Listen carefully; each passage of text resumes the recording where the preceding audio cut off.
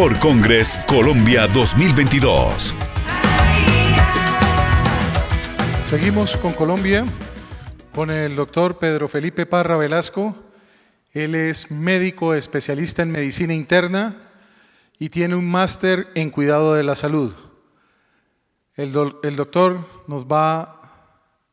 a dar su conferencia con el título Dolor en las enfermedades reumatológicas. Por favor, un fuerte aplauso para el doctor. Gracias.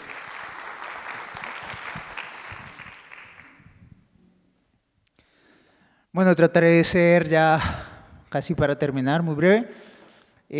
Agradezco a toda la Junta Directiva de CISDED por la invitación y vamos a hablar un poquito de este tema que es importante y creo que involucra a todas las especialidades que están acá. Vamos a hablar de dolor en enfermedades reumatológicas y recordemos que este tema de enfermedades reumatológicas, aunque creamos que es algo nuevo, viene desde hace mucho tiempo. Si vemos, los egipcios ya habían descrito en algún momento en sus papiros que teníamos enfermedades que producían dolores articulares similares a la gota y ellos utilizaban el azafrán para tratar este tipo de patologías. Así que vamos a hablar un poco de las generalidades del dolor, ya se ha hablado un poco del tema, vamos a hablar de nuevas tecnologías en el manejo del dolor, específicamente en pacientes con enfermedades reumatológicas y trataremos de mostrar un poquito de la evidencia científica que hay al respecto. Para empezar, recordemos que en las enfermedades que producen dolor tenemos enfermedades que producen dolor crónico y aquí tenemos la fibromialgia y tenemos enfermedades que producen dolor asociado a dolor musculoesquelético que lo encontramos aquí en este ámbito y ahí está la artritis y la artrosis. Y para recordar un poco, las enfermedades reumatológicas hacen parte de los trastornos que afectan principalmente componentes del sistema osteomuscular, tendones, ligamentos, huesos, articulaciones y músculos. Ya hemos hablado ampliamente acerca del tema de dolor articular, pero quería presentarles en esta imagen cómo el dolor lumbar, la artrosis y la artritis siguen siendo las tres primarias enfermedades reumatológicas que producen mayor discapacidad, que producen mayores costos al sistema de salud, y esto es súper importante porque entre más costos hayan, pues vamos a tener más gastos en el sistema de salud, mayor repercusión en la calidad de vida y por supuesto enfermedades crónicas que se debería considerar una enfermedad crónica no transmisible, incluso describen algunos autores. Y para hablar un poco de las enfermedades como tal, las enfermedades reumatológicas generan pérdida de las horas de trabajo, una carga alta para la sociedad. Todo paciente que sufre de artritis reumatoide o sufre de artrosis puede tener una discapacidad tan alta que hace que sea una carga para la sociedad. El dolor en enfermedades reumatológicas genera inflamación y este es uno de los puntos más importantes que vamos a tratar, la inflamación, el daño tisular y las respuestas neurogénicas que eso también genera en esos pacientes porque muchos de ellos pueden llevar a tener también depresión. Obviamente esto conlleva a otros problemas asociados como problemas en el sueño, problemas en el estado de ánimo e incluso problemas en la cognición, porque todos estos pacientes que tienen problemas y trastornos en el sueño y en el estado de ánimo pueden tener deterioro de la parte cognitiva. Entonces debemos identificar que el paciente con enfermedades reumatológicas, el dolor genera discapacidad, genera también fatiga, genera pérdida de las horas de trabajo, ausentismo incluso médico. No sé si les ha pasado a alguno de ustedes, pero el paciente incluso que tiene artritis reumatoide, llega un momento que tiene tanto dolor que no puede ni siquiera ir a la consulta médica un día porque es discapacitante. También genera trastornos en el sueño y trastornos en el estado de ánimo. Por eso, este tipo de enfermedades deben abordarse desde diferentes puntos de vista e incluso un manejo multidisciplinario. Si recordamos, los analgésicos son un pilar fundamental en el tratamiento del dolor de estos pacientes y en la escala del dolor podemos usar AINES, podemos usar esteroides y opioides como lo vimos en las conferencias anteriores, pero también tenemos que tener en cuenta que tenemos que optar en algunas ocasiones por neuromoduladores como anticonvulsivantes, antidepresivos tricíclicos o inhibidores de la recaptura de serotonina de este grupo de pacientes. Y algo más que viene en los otros, que ya hemos hablado ampliamente durante este congreso, es el plasma rico en plaquetas, el ozono, la ablación por radiofrecuencia y algo de lo que vamos a hablar específicamente con la experiencia que tenemos de terapia magnética pulsada en el manejo de estos pacientes con enfermedades reumatológicas. Si recordamos un poco las características especiales de la artritis, aquí vemos una imagen tomada del New England Journal of Medicine, donde quiero recordarles cómo esa parte del fibroblasto, los sinoviocitos que se encuentran en esta parte, son en la artritis reumatoide, lo que genera finalmente que esa inflamación genera un panus inflamatorio. Todas estas células inflamatorias son las que finalmente van a generar erosión del cartílago, y esa inflamación que produce mucho dolor en estos pacientes es la que finalmente lleva a que tengamos resorción ósea, a que tengamos un deterioro de la calidad de vida en estos pacientes y que finalmente muchos de ellos tengan una discapacidad tan importante que puede llevar incluso a que los postre. Y muy importante recordar que la caderina 11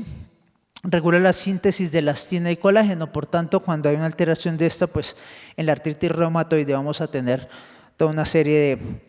de manifestaciones clínicas. Entonces, características específicas de la artritis reumatoide nos hacen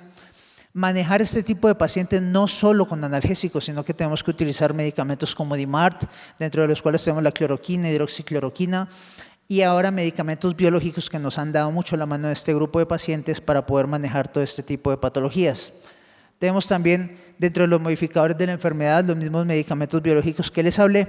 y el ozono intraarticular, que cada vez ha tenido algo de evidencia científica en la artritis reumatoide como tal para el manejo del dolor en estos pacientes.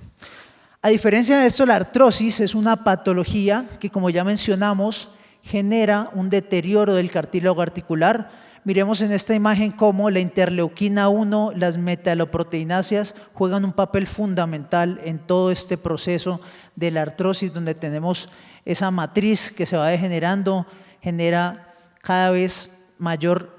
pérdida de ese cartílago articular. Y si vemos el condrocito normal, cuando se produce interleuquina 1, vamos a generar que ese condrocito hipertrófico genere vesículas de la matriz que al final van a seguir perpetuando y empeorando el proceso. Finalmente, en algunos estudios y en una publicación relativamente reciente, nos hablan cómo la artrosis, a diferencia de la artritis, no tiene tanto impacto el hecho de dar corticoides intraarticulares. Y en esta publicación vemos, tomaron 156 pacientes con osteoartritis o artrosis de rodilla, le evaluaron una escala que se llama la escala WOMAC, donde se evalúa un índice y un score para evaluar la discapacidad que produce esta osteoartrosis. Y en este grupo de pacientes tomaron un grupo de 78 pacientes a los cuales le hicieron solo terapia física y otro grupo donde inyectaron glucocorticoides, y se dieron cuenta que evaluando esta escala de WOMAC, los pacientes que solo se les hacía terapia física tenían reducción del dolor y de la discapacidad comparado con aquellos que se les aplicaba glucocorticoides intraarticulares, concluyendo que los pacientes que se les hace terapia física tienen menos dolor, menos discapacidad en un año, y aquellos que recibían glucocorticoides pues tenían una mayor discapacidad. Por tanto, vemos la diferencia entre la artritis y la artrosis, y aquí nos damos cuenta cómo realmente la artrosis puede ser una enfermedad más degenerativa y no tanto realmente del manejo antiinflamatorio. Así que, teniendo eso como base, vamos a hablar un poquito de nuevas tecnologías para el manejo del dolor. Y en esto, pues ya hemos hablado algo del ozono intraarticular, que tiene alguna evidencia científica en el manejo del dolor en estos pacientes. Se ha hecho intramuscular o intraarticular, y ya vimos ampliamente cómo el ozono puede generar por un bloqueo de la NRF2, todo este proceso que genera la producción de radicales libres finalmente, que son los que pueden en muchas ocasiones pues ayudar a reducir ese dolor. Y les quiero hablar un poquito de esto que, digamos, lo he manejado con algunos de mis pacientes, de la terapia magnética pulsada. La terapia magnética pulsada tiene alguna evidencia científica, y desde del año 70 viene utilizándose. Es una terapia que se utiliza en los pacientes para el manejo del dolor específicamente y la inflamación, y consta en ondas pulsátiles con una frecuencia específica y un ancho de onda que hace que tenga un impacto a nivel del núcleo de las células, generando una disminución en la respuesta celular. Y aquí vemos en esta imagen cómo la célula madre mesenquimal genera, para recordar un poquito cómo el osteoblasto de una célula madre mesenquimal produce las osteoprogenitoras, luego los preosteoblastos, finalmente los osteoblastos, y recordar que siempre está presente estos elementos bioquímicos a nivel intracelular que son súper importantes para la diferenciación celular de los osteoblastos. ¿Y esto por qué lo traigo a colación? Porque resulta que cuando nosotros estimulamos a estos pacientes con terapia magnética pulsada,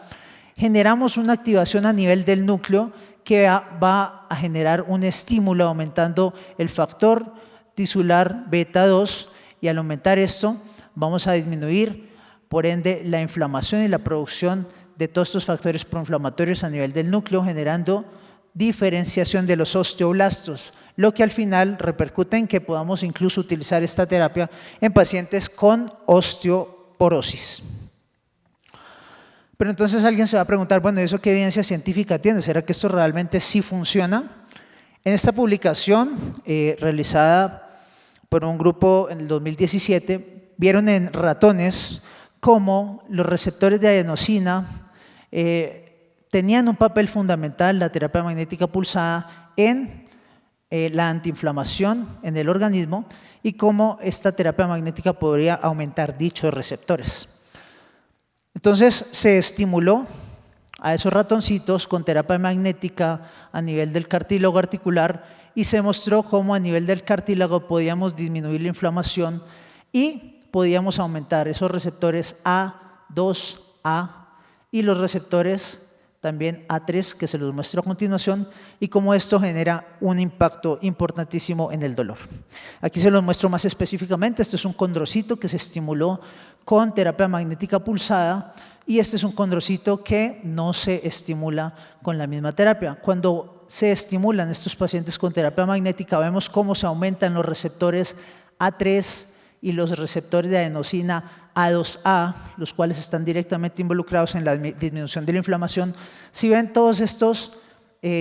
receptores que se ponen en la membrana del condrocito, van a disminuir interleuquina 6, interleuquina 8 y, lo más importante, la prostaglandina E2, que es la más relacionada en los pacientes con artritis con el dolor y la inflamación.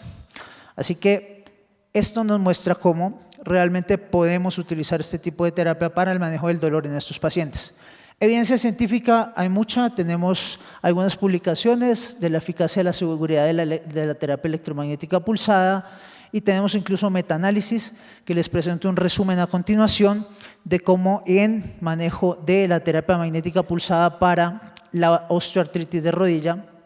un estudio randomizado, multicéntrico y controlado, mostró no inferioridad.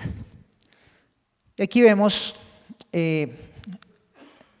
les quería mostrar en esto cómo en la osteoartrosis de rodilla, en la osteoartrosis cervical y en la osteoartrosis de las manos,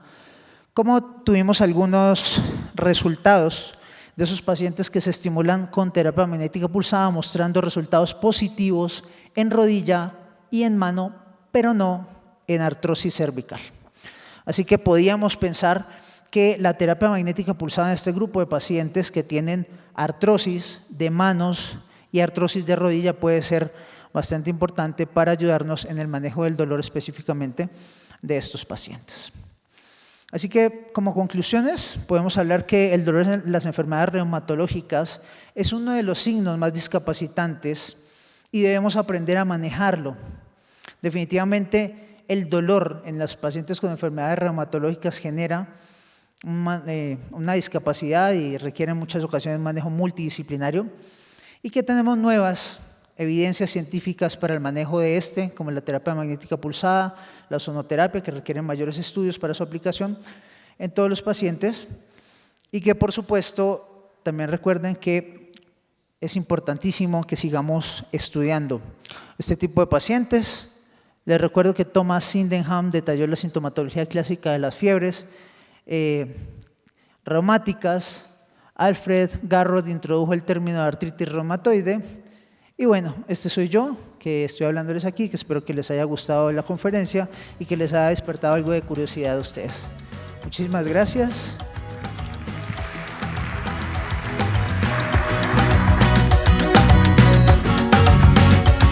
CISDED,